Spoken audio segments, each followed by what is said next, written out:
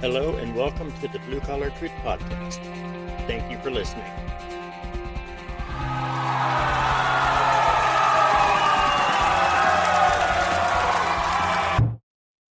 Have you ever had something happen that you knew what happened, but you didn't quite comprehend the magnitude of what happened? So I was 16 and I bought a truck from a friend's uncle. It was a 1976 Ford, all steel, heavy. Somebody had taken side pipes and put up behind the cab, like the semi truck would have. It was loud. It was fairly quick. Well, in pickup truck terms, I guess. And I was, the uncle had let me make payments on it.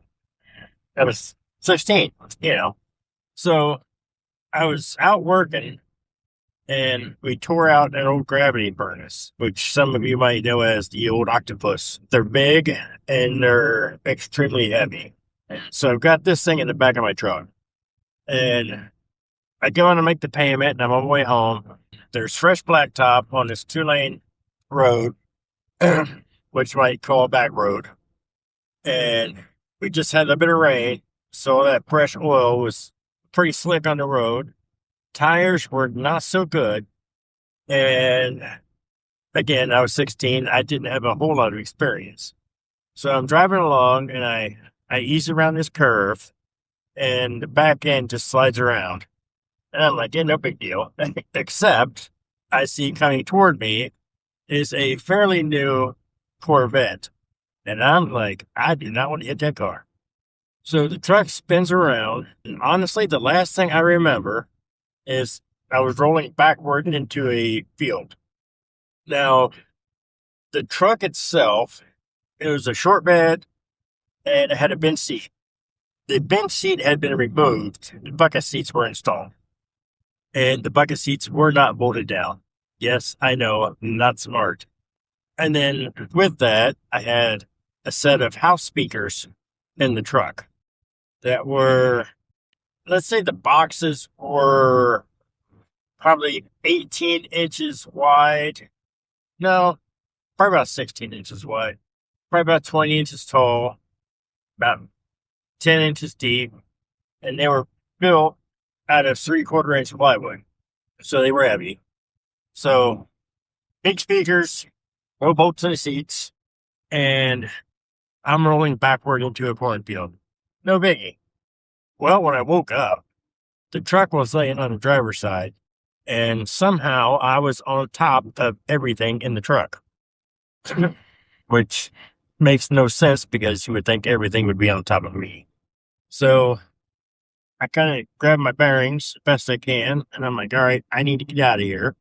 So the passenger door is up in the air, so I open it and I lift it, and it's too heavy. It just slams right back down on me.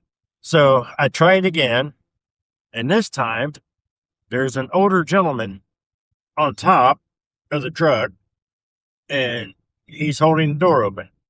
So I climb out of the truck, I hop down, nobody's there. No cars, no people, no nothing. The closest thing I've got 2 old boys in a pickup that are just pulling up. And they said, we got a chain. You want us to flip you over? I said, no. No, we're not going to do that today. So sheriff comes, the medics come. And I knew the medics because I was in a cadet program at the fire station. So I knew everybody that showed up. And they checked me out. And the only injury was I had a scratch on my hand, I think, and I ripped my shorts. So, yeah, somehow I come out of that virtually unscathed. And, of course, they call my dad. Dad comes to pick me up. And now my dad he just started going to church, and he just became a believer himself. So he tells me on the way home, he says, it's okay. He said, the devil made you do it. And I said to myself, of course, I'm like, that don't make any sense. You're crazy. The devil didn't make me do it. I was a kid in poor conditions with poor tires, and it was a complete recipe for disaster that came to fruition. So, of course, Dad, he made out on a deal because he put me on his insurance. Insurance totaled the truck, and he got a nice check out of it. I got nothing. I paid for the stinking thing. I got nothing. But, whatever. So, I've always, it's unmistakable of what happened. And it wasn't until my later years when I myself became a believer, and then I knew that I wasn't hallucinating. I knew that Jesus had sent someone to help me get out of that truck. I knew it. And, at the time, it's like, what was it? What happened? Maybe this happened. Maybe it was this. Maybe they were there and I just didn't see him after I got down.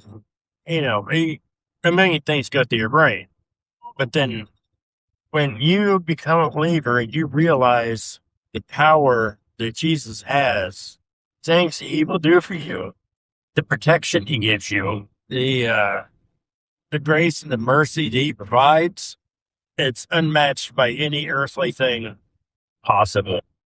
So, in conclusion, I am extremely grateful that God was watching out for me long before I was looking for him. And if you really sit down and think about it, whether you're a believer or not, you will be able to find a situation that God was looking out for you and you just didn't realize it at the time, but it happens. Thanks everybody for listening and have a blessed day. Thank you for joining me for this episode of the Blue Collar Truth Podcast. I hope you enjoyed listening today. Please feel free to leave comments of improvements that can be made or things that you may want to hear discussed, and leave those in the comment section, and have a very blessed day. Thank you.